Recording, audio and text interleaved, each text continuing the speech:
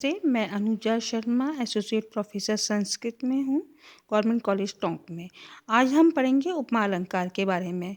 उपमा का लक्षण है प्रस्फुटम सुंदरम साम्यम उपमे अभिधीयते। प्रस्फुटम से अर्थ जो स्पष्ट हो, जो क्लियर हो और सुंदर हो, ऐसी समानता, माने जो बिल्कुल स्पष्ट हो और सुंदर, ऐसी समानता को हम उपमा कहते हैं। उपमा अलंकार की पूर्णता के लिए 4 अर्थों का होना बहुत जरूरी है। 4 चीजें जरूरी हैं: उपमान, उपमेय, साधारण धर्म और उपमा वाचक शब्द। जब ये चारों अर्थ रहते हैं तब पूर्ण उपमा अलंकार होता है, और जब इनमें से एक की भी कमी होती है ना, तो वहाँ पर लुप्तोपमा अलंकार होता है। 4 बातें कौन सी हैं? उपमान, उपमेय, समतावाचक शब्द और जो ये आपका वाचक शब्द है ना। साधारण धर्म होता है एक, तो दोनों में जो हम तुलना कर रहे हैं, और वो वाचक शब्द जैसे हम कहते हैं उपमा का अलंकार में सीता का मुख चंद्रमा के समान सुंदर है, तो इसमें हमने सीता के मुख की किससे तुलना करी? चंद्रमा से। तो जिससे समानता बताई जाती है उसको उपमान कहते हैं, जिसकी समता बताई जाती है उसको उपमेय कहते हैं, है ना। तो जैसे चंद्रमा से हमने तुलना करी तो वो तो समानता हो गई, वो उपमान हो गया। उपमेय क्या हो गया? सीता का मुख या नायिका का मुख चंद्रमा के समान सुंदर है, या सीता का मुख चंद्रमा के समान सुंदर है, तो नायिका का मुख या सीता का मुख क्या हो गया? उपमेय हो गया। और जो दोनों में एक जैसी विशेषता पाई जाती है, जैसे सुंदरता, सुंदरता जो है वो सीता में भी है और चंद्रमा में भी है, उसे हम साधारण धर्म कहेंगे सुंदरता को। और जिस शब्द के द्वारा इन दोनों की विशेषता का बोध कराया जाता है उसे वाचक शब्द कहते हैं। जैसे एव, एव जो है वो वाचक शब्द है, माने समान, के समान, सीता का मुख चंद्रमा के समान सुंदर है, तो सुंदरता जो है वो इसमें साधारण धर्म है।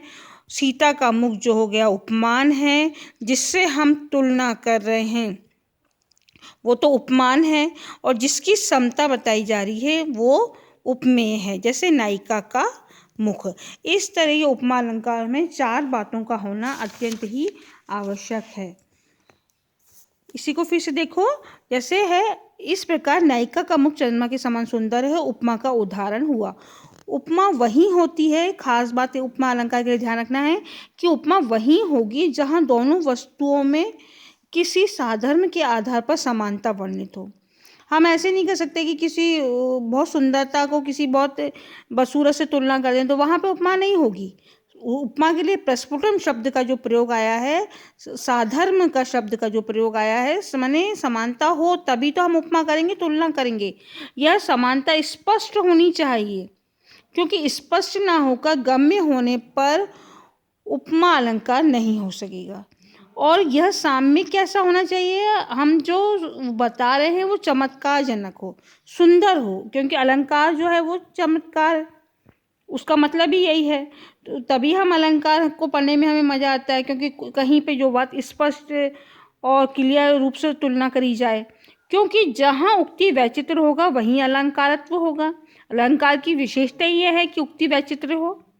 मम्मट ने तो इसीलिए कहा है वैचित्र्यम अलंकारः, अर्थात अलंकार क्या है? विचित्रता ही अलंकार है।